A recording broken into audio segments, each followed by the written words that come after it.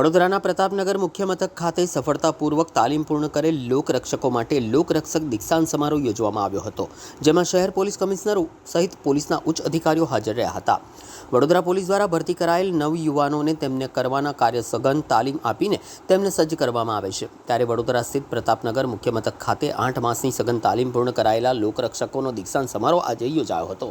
તેમને શારીરિક, માનસિક સહિત આધુનિક શાસ્ત્રોની તકનીકો આપવામાં આવી, સાથે કોમ્પ્યુટરને લગતી તાલીમ પણ અપાઈ હતી। વડોદરા શહેર પોલીસ કમિશનર નરસિંહ કુમારે પ્રયત્ન પ્રગતિ પ્રાપ્તિના સૂત્ર સાથે નવા લોકરક્ષકોને તેમના ભવિષ્ય માટે પ્રેરણા આપી હતી। લોકરક્ષકોએ ફરજ પ્રત્યેની નિષ્ઠા, ઈમાનદારી નિભાવવા સહિત જનસેવાની ભાવના સાથે કાર્ય કરવાના શપથ લીધા હતા।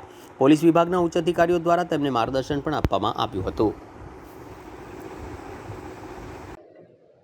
વડોદરા શહેરના 190 નવનિયુક્ત લોકરક્ષકોના દીક્ષા સમારોહમાં આજે faculty of law MS university, faculty of law Parul university અને અન્ય ઇન્સ્ટ્રક્ટરો પણ હાજર રહ્યા અને તમામ લોકરક્ષકો આ કાર્યક્રમમાં ભાગ લીધી છે।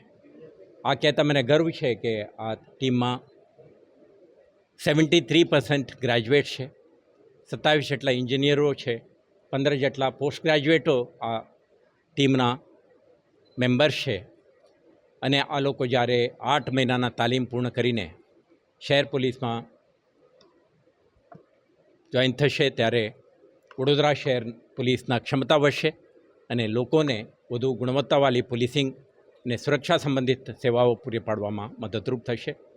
એમને ઇન્ડોર આઉટડોર ટ્રેનિંગ સાથે એકેડેમિક ઇનપુટ પણ આપવામાં આવશે। ફોરેન્સિક નિષ્ણાતો, ક્રાઇમ સીન મેનેજરો અને પ્રેક્ટિસિંગ પોલીસ ઓફિસરો તરફથી પણ એમને પિરિયોડિકલી ઇનપુટ આપીને એમના જ્ઞાન, કૌશલ્ય અને આખા વેલ્યુ સિસ્ટમને એક આદર્શ પોલીસ અધિકારી બનાવવાના દિશામાં લઈ જવાની આ એક પ્રયાસ છે।